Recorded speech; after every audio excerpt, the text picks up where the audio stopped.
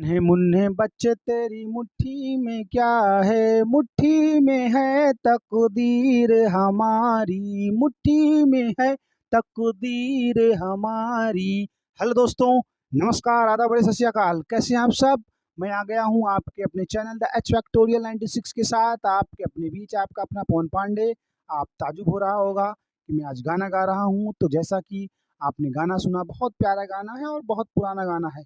यकीन मानिए, जिस सोच के साथ इस गाने का निर्माण हुआ था, शायद आज उस सोच के विपरीत सारा कार्य हो रहा है। एक समय था जब जिस वक़्त ये गाना जिस सोच के लिए लिखा गया था, उस वक़्त बच्चे की मुट्ठी में सच में उसकी तकदीर होती थी और वो मुट्ठी अपने आप खुलती थी।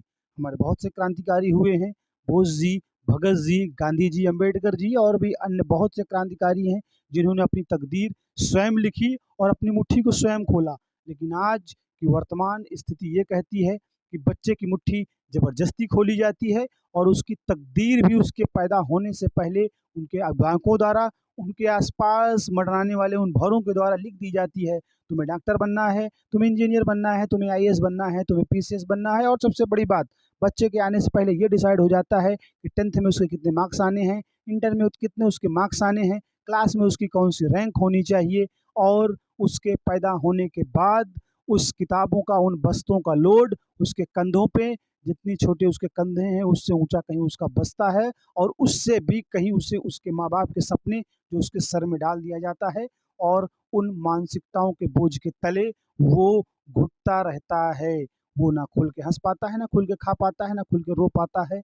अंतोगत्वा एक ऐसी अप्राकृतिक घटना घटती है जो कि आज हमारे समाज में हमें आपको देखने को मिलती है कि छोटे छोटे बच्चों को हार्ट अटैक आ गया, किसी ने आत्मदाह कर लिया, किसी ने आत्महत्या कर ली। क्यों? क्योंकि जिस सपने के साथ उनको स्कूल भेजा जाता है, वो उस सपने को अगर पूरा नहीं कर पाते, तो वो हीन भावना के साथ उनके मन में ये भाव आता है कि हम अपने माँ-बाप के सामने कैसे जाएँगे? उससे अच्छा माँ-बाप से मिलने से बेहतर वो मौत को गले लगाना समझते हैं। लेकिन ये विचार का विषय है कि जिस प्रकार आप ये सपने उन पे थोपते हैं, तो क्या कभी उन्होंने ये बात आपसे कही कि हमारे क्लास में हमारा एक दोस्त है, उसके माँ-बाप आईएएस हैं, उसके माँ-बाप डॉक्टर हैं, उसके माँ-बाप पीसीएस हैं, आप क्यों नहीं हैं? अगर आप बच्चे से ये अपेक्षा पालते हैं कि वो डॉक्टर बने, तो बच्चा भी ये अपेक्षा पाल सकता था कि आप डॉक्टर क्यों नहीं बने?